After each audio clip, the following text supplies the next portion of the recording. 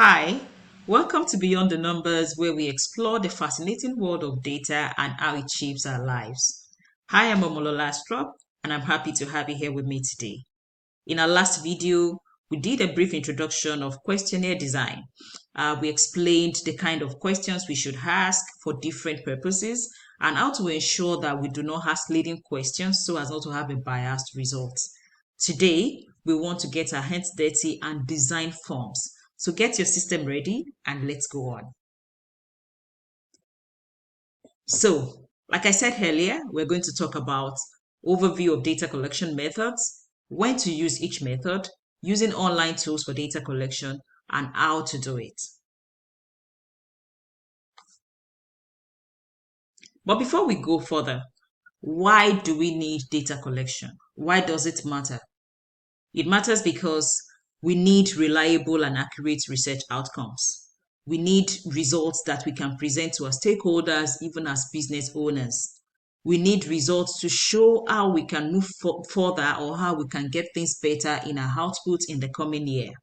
So that is why data collection is very, very important and is the foundation for any data analytic project you want to do. Here, we have different kinds of data collection methods. We have the qualitative, we have the quantitative, and sometimes we may need to mix the two methods. Now, the qualitative method is used to explore or understand and interpret phenomena or experiences. In this case, you have non-numeric words or images or observations or videos. And for qualitative methods, can have interviews, you can have focus group discussions, you can have document analysis, and the nature of the data is always subjective and open-ended.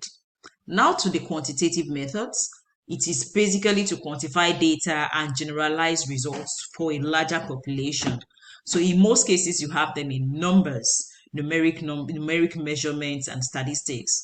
And these are mostly done with surveys, experiments, structured observations, and tests. So the results you have in the kind of data you have with quantitative methods are mostly objective and close-ended. Like I said earlier, there are times you may need to mix the two methods where you have to combine the qualitative and the quantitative insights. In that case, you are going to have both the numeric and non-numeric data.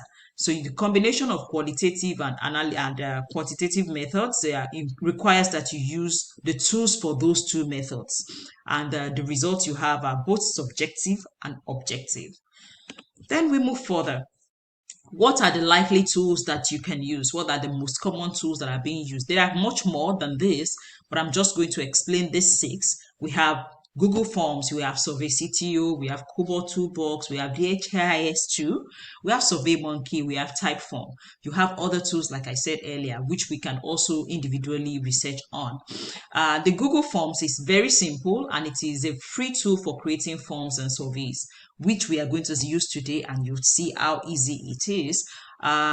It is easy to use, like I said, the interface, integration, and you can integrate it with Google Sheets and other customizable forms as well.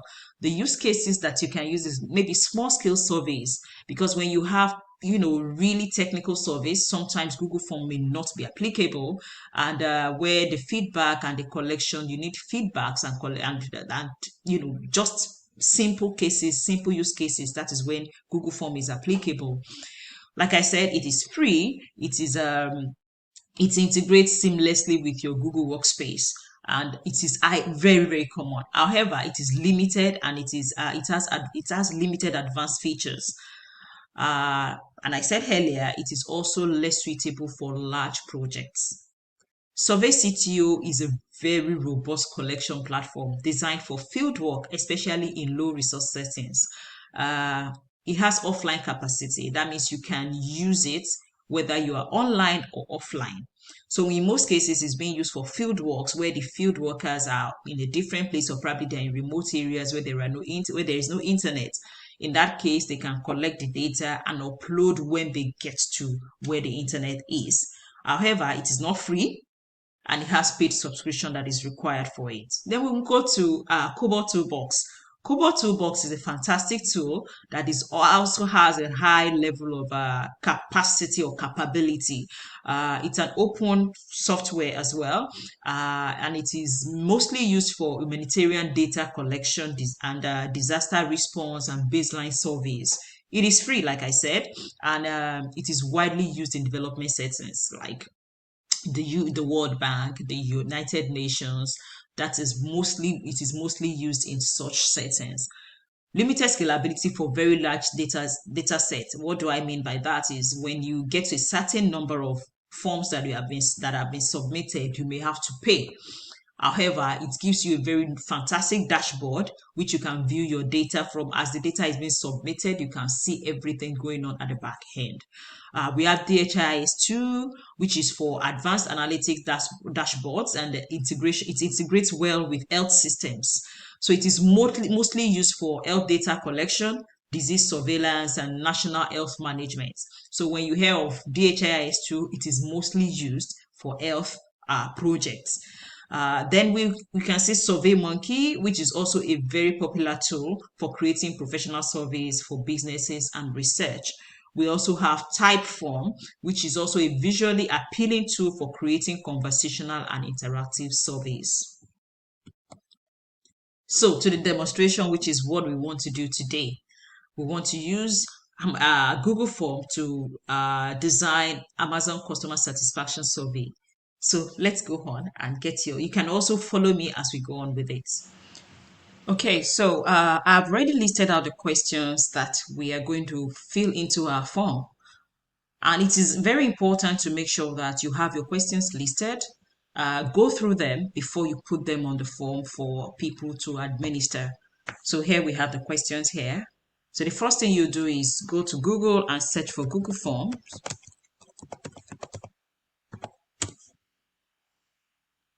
So here I can sign in because I already have a Google account.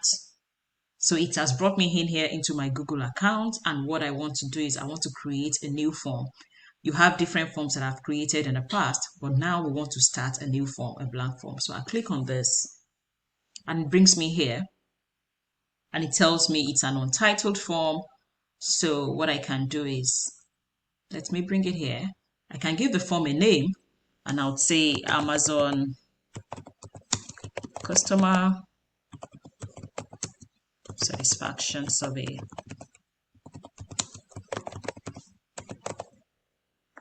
Good. So it brings it here. Then the next thing is, these are the questions. It's asking me to give an introduction, a kind of form description. So I'll just copy this that I have here already. Copy and put it here. Paste. Okay, let me type.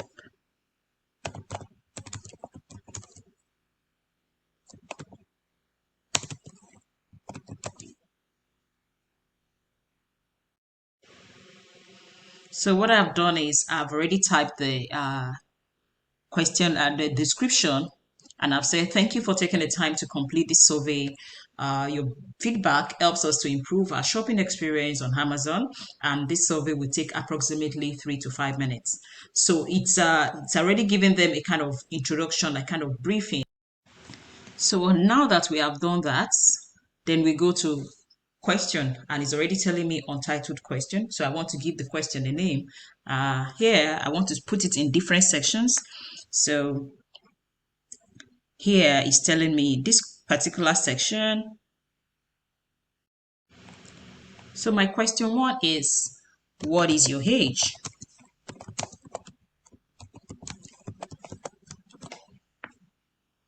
And here the options I have, there are multiple choices. So, and I want it to be, you can always click one. Now let me explain this.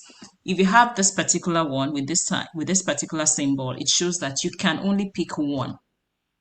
Sometimes you have check boxes where you can pick more than one. So but in this case, you can always only pick one. So I'm going to click on this, and option 1 is 18 to 24 years. Option 2, 25 to 34. Depending on how you want your analysis to be, that is also going to determine the kind of age you're going to give to them.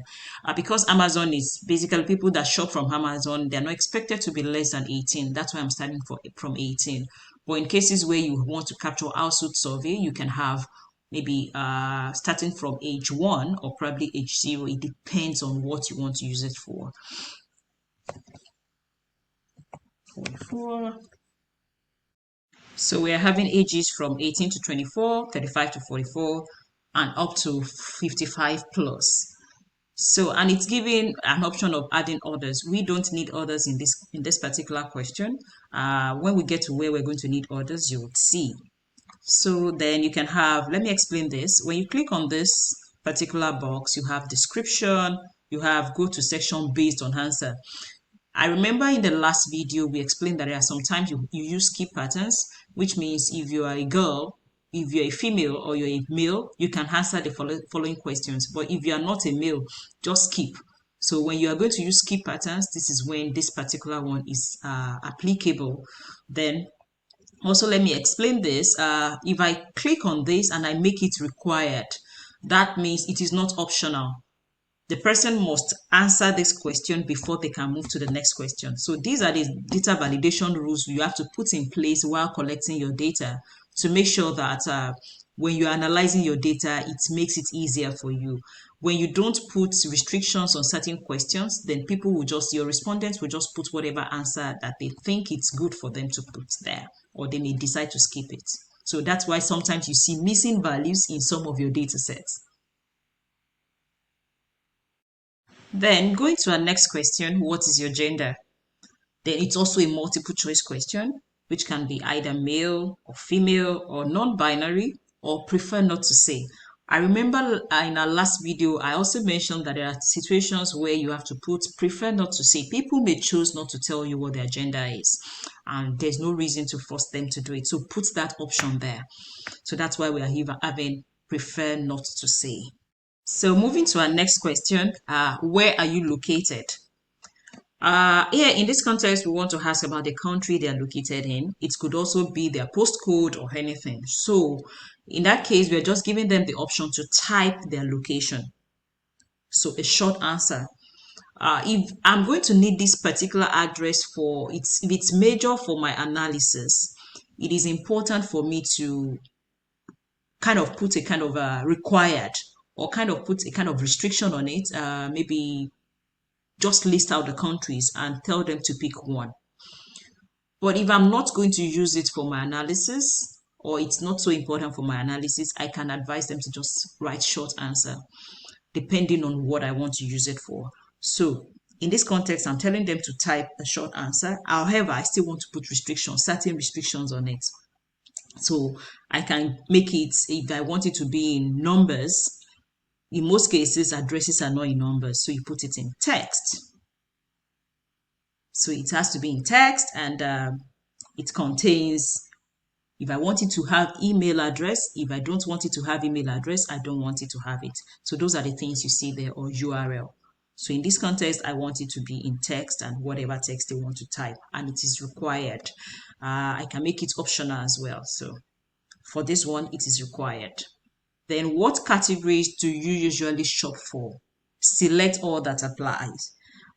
In this particular context, this is not going to be a short answer.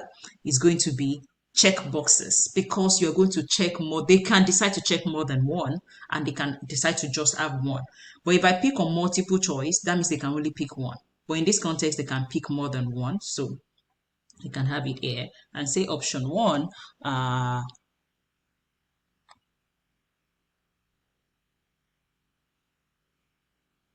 electronics. So the next question is, what categories do you usually shop for? In this case, they are selecting multiple options. So we have electronics, so they can click on each of them, or on all of them, or probably one or two of them, depending on what applies to each person. Then you have the next one is, how often do you shop on Amazon? So it could be weekly or daily or monthly. Just pick the one that applies. Then we have, how do you typically access Amazon? Is it on the website using your laptop or your desktop or mobile app, or maybe you use both? Then the next question, how would you rate your overall shopping experience? So then excellent, good, average, poor. Then we have, how easy is it to find products you're looking for on Amazon? Very easy, neutral, difficult, very difficult. How satisfied are you with Amazon's delivery service? If you can see the flow that we moved from products to delivery. So now they can pick whatever it's applicable to them. Then the next one is, have you ever contacted customer support? Yes or no? This is the question. This is where we're going to. If it is no, no problem. If it is yes, then how satisfied were you with the resolution provided by the customer service? This is where I explained earlier that you need skip patterns sometimes. So if you come here, you would see go to section based on answer. So that means if the answer is yes, that is when you move to the next section. But if the answer is no, that's the end of the survey. So that's why we're having yes. If yes, how satisfied were you with the resolution provided by the customer support? Let me quickly explain some things here before we publish our questionnaire, and you see how we can share it as well. So if you come here, if you say responses, there are no responses yet because it has not been published and people have not started using it. Then we move to settings. So you can actually set what you want to see in your questionnaire. You can make it a quiz where you assign point values. You can have how responses are collected and protected. So if you click on this, so the responder can have a copy of their responses. In that case, you are going to collect their email addresses. We don't need that, but it depends on what you want to do, like I said earlier. So we're not going to use that. So go back to settings. Presentation, how you want it. Maybe when they're filling the questionnaire, you want them to be seeing the progress bar. You can do that as well. You can show link to submit another response. Maybe you can have, make sure that they can have multiple responses. It depends on what you want as well. So those are the things you can do. Now we're done. There are some other things which you can also look into and just preview before you deploy your form. You can share the link. So let me publish now. So I'm saying anyone with the link should be able to fill the questionnaire. Okay, publish.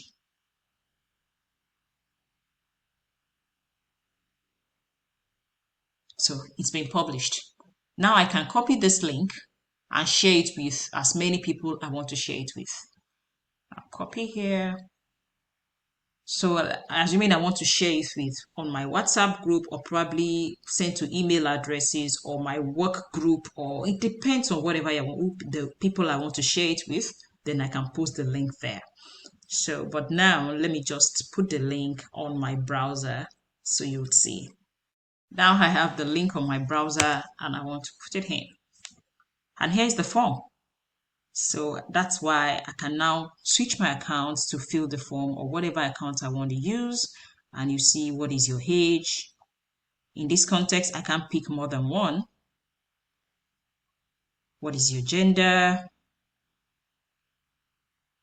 Where are you located? Because I said I do not want text,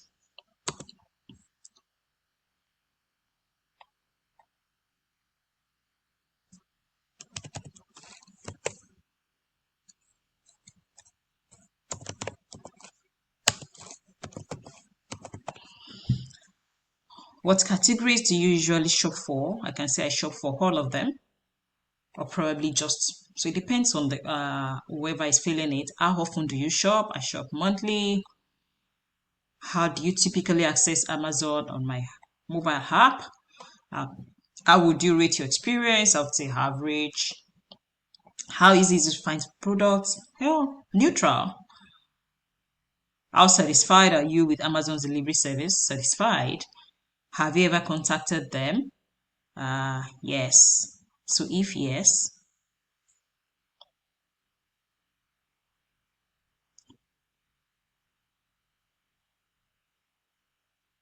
now that you have seen how we design the form, I hope you'd also be able to put your hands into certain things and be able to do it yourself. So just a quick recap of what we have done. We explored qualitative and quantitative methods and tools for effective data collection. I'd like to ask you, what data collection methods or tools have you used before? And also try, if you have not used any before or you'd like to try another one, create a simple survey using Google Form or any other tool that you're familiar with, and try your hands and share your thoughts in the comments. In the next video, we're going to make use of another tool to create a questionnaire, probably Cobalt Toolbox or Survey CTO or DHIS2. Let me know your feedback. Let me know the tool you want us to deploy to do another questionnaire in the next video. Thanks for watching, and please don't forget to share. Don't forget to watch the video to the end, and pass your comments to make me know what to do next. And please subscribe to this channel. Thank you.